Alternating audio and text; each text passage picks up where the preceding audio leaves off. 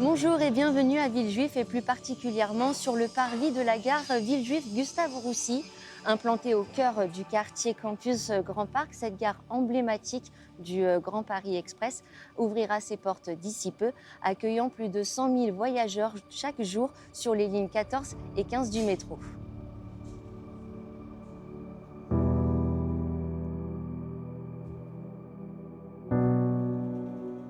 Pour nous parler de cette œuvre architecturale, on retrouve du coup Dominique Perrault, l'architecte. Qu'est-ce que vous en pensez une fois l'avoir dessinée, de la voir en grandeur nature, vos premières impressions?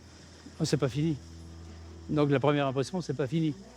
Et quand je dis c'est pas fini, il manque finalement presque les éléments les plus importants, puisque c'est la mise en place de l'espace public. C'est une gare qui est en fait ni plus ni moins le prolongement de l'espace public qui se prolonge jusqu'à 50 mètres de profondeur pour aller attraper son train.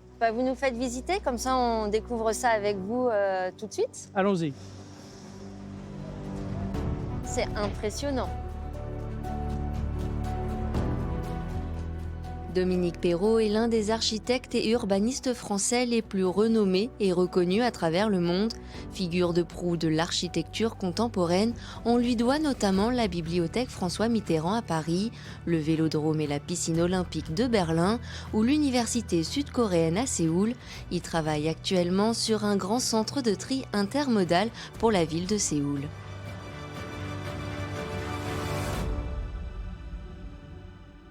La gare est ouverte de tous les côtés, c'est-à-dire que ce n'est pas une gare autour de laquelle on va tourner pour trouver l'entrée.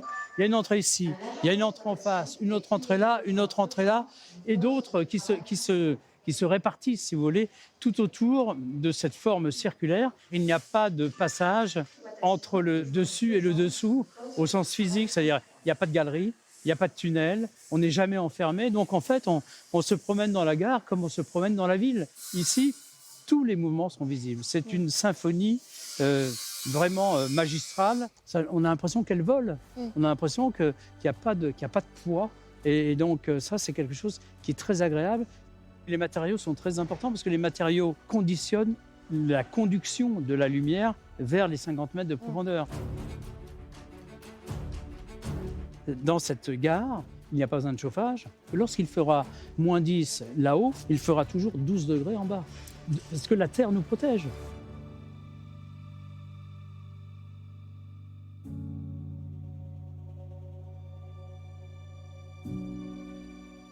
Là, en fait, c'est ce qu'on pourrait appeler le foyer de la gare, puisque tout le monde passe par ce niveau avant d'aller choisir sa ligne, puisque, en fait, c'est l'interconnexion entre ce qu'on évoquait tout à l'heure, le dessus et le dessous.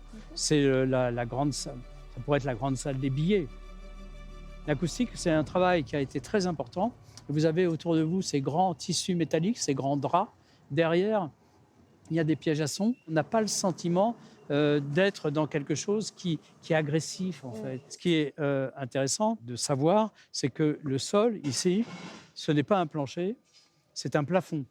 C'est-à-dire, sous nous passe la ligne de métro. Donc, en fait, on a construit un pont.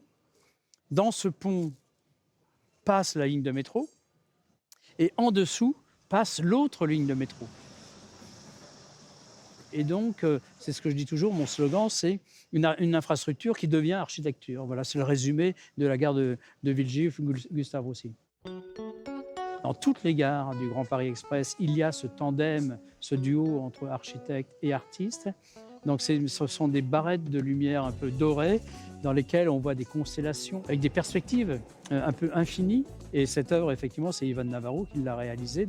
L'œuvre circule, donc elle passe d'un côté à l'autre des quais. Voilà, on habite, on circule, on travaille, on a des loisirs. Tout ceci se passe dans un continuum, si je puis dire, architectural, car on n'est plus dans l'infrastructure, on est dans l'architecture, donc avec des sons, de la lumière, des odeurs, voilà.